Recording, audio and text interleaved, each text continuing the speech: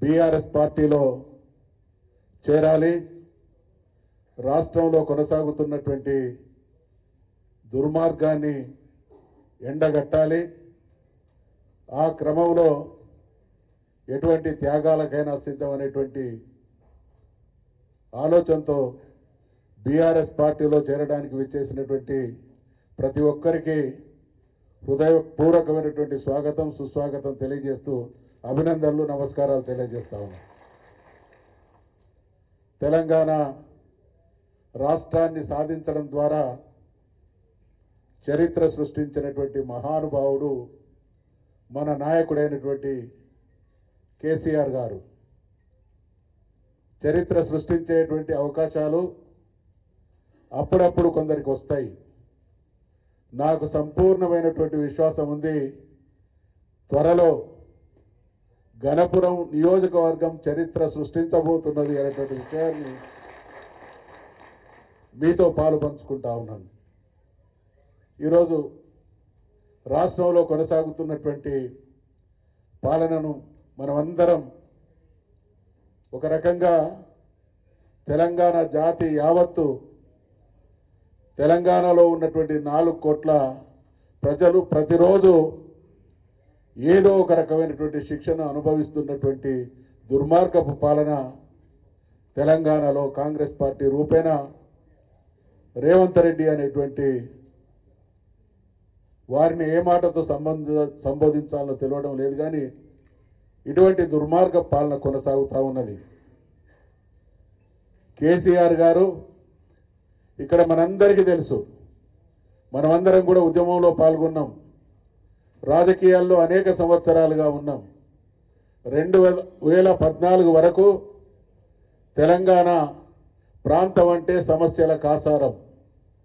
ఇక్కడ ప్రతిదీ సమస్యే, చివరికి బ్రతకడం కూడా సమస్య అయినటువంటి తెలంగాణను 14 సంవత్సరాలు అద్భుతమైనటువంటి పోరాటం చేసి తెలంగాణ రాష్ట్రాన్ని సాధించి ఈ దేశంలో సమస్యలు తక్కువ ఉన్నటువంటి రాష్ట్రం, సుభిక్షంగా తయారైనటువంటి రాష్ట్రం, ఆత్మవిశ్వాసంతో ప్రజలు బ్రతుకుతున్నటువంటి రాష్ట్రం, వలసలు పోయినటువంటి ప్రజలు మా గడ్డ వీధికి మేము తిరిగి వెళ్ళాలనేటువంటి నమ్మకాన్ని కలిగించినటువంటి రాష్ట్రం తెలంగాణ రాష్ట్రం అయితే, వీటన్నిటికీ కారకుడు మన నాయకుడైనటువంటి కేసీఆర్ అనేటువంటి విషయాన్ని ఈ సందర్భంగా మనం చేస్తాం. 60 సంవత్సరాల దుర్మార్గం ఒకవైపు, 10 సంవత్సరాల స్వర్ణయుగం మరొక వైపు అయితే, తెలంగాణను ఆంధ్రతో కలిపి మన రాష్ట్రం ఏర్పడే నాటికి ఎటువంటి భయంకరమైనటువంటి పరిస్థితుల మధ్య తెలంగాణ జీవితం గడిచిందో, మళ్ళీ 13-14 మాసాల కాలంలో కాంగ్రెస్ ప్రభుత్వం ఆ దుర్మార్గపు రోజుల్ని మళ్ళీ మన ముందు ఆవిష్కరిస్తున్నటువంటి పరిస్థితిని మనం చూస్తూ ఉన్నాం. అందుకనే ఎక్కడ చూసినా ప్రజల హాహాకారాలు, ప్రజల నిరసనలు, ప్రజల విమర్శలు, ప్రజల చీత్కారాలు, ఇటువంటి పరిస్థితి 15 మాసాల కాలంలో తెలంగాణలో కొనసాగితే ఆశాజనకమైనటువంటి పరిస్థితి. సుప్రీంకోర్టు ఈ మధ్య కాలంలో చేస్తున్నటువంటి వ్యాఖ్యలను చూస్తూ ఉన్నాం. ఈ పార్టీ ఫిరాయించినటువంటి ఎమ్మెల్యేల విషయంలో నిర్ణయం తీసుకోవాలనేటువంటి ఒత్తిడి ఆలోచన కోర్టు పరంగా వస్తున్నటువంటి క్రమంలో ఖచ్చితంగా గణపూర్ నియోజకవర్గానికి ఉప ఎన్నిక రావడం ఖాయం. చరిత్ర సృష్టించేటువంటి అవకాశం మీ ప్రాంతానికి మీకు రావడం ఖాయం అనేటువంటి విషయాన్ని కూడా మనవి చేస్తా ఉన్నాం. ఈరోజు ఇద్దరు మోసగాళ్ళు, ఇద్దరు ద్రోహులు, ఇద్దరు దుర్మార్గులు. ఒక ద్రోహి రేవంత్ రెడ్డి అయితే మరో ద్రోహి కడియం శ్రీహరి అనేటువంటి విషయాన్ని మీ అందరికీ మనవి చేస్తా ఉన్నాం.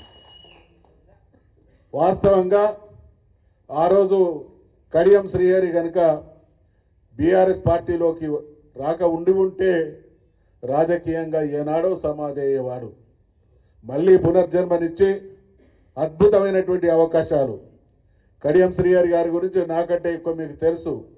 వ్యక్తుల వ్యక్తిత్వాన్ని హననం చేయడంలో ఆయనను మించినటువంటి గొప్ప దుర్మార్గుడు ఇంకొకడు ఉండరు.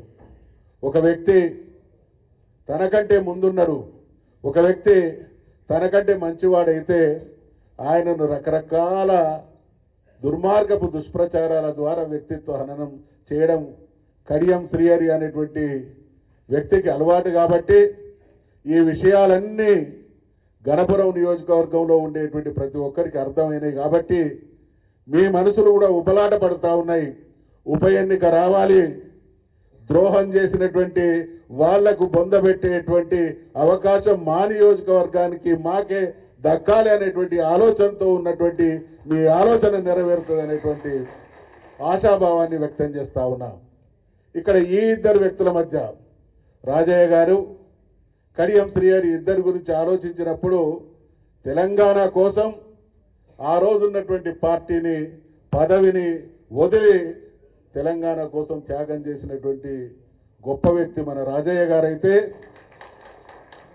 కాస్త ఎదురు దెబ్బ తగిలినటువంటి పరిస్థితిని ఆసరాగా తీసుకొని అన్ని రకాల లాభపడి తన వ్యక్తిగత దుర్మార్గం కోసం తెలంగాణ వాదానికి నమ్మినటువంటి కేసీఆర్ గారికి వెన్నుపోటు పడిచినటువంటి దుర్మార్గుడు కడియం శ్రీహరి అనేటువంటి విషయాన్ని మనం చేస్తా ఉన్నాం. అందుకనే ఏ కోణంలో చూసినా, రాష్ట్ర ప్రభుత్వ పనితీరును చూసినా, నియోజకవర్గంలో ఎమ్మెల్యే దుర్మార్గం చూసినా